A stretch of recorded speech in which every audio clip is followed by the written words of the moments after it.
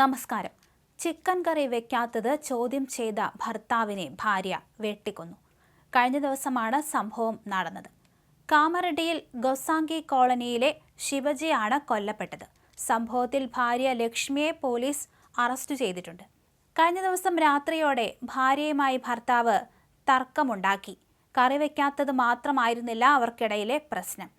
സമീപത്ത് താമസിക്കുന്ന ബന്ധുക്കൾ ഇടപെട്ട് ഇവരെ ശാന്തരാക്കുകയായിരുന്നു. ഒടുവിൽ കലിപൂണ്ട ഭാര്യ ഇയാളെ വെട്ടി താഴെ വീഴ്ത്തി.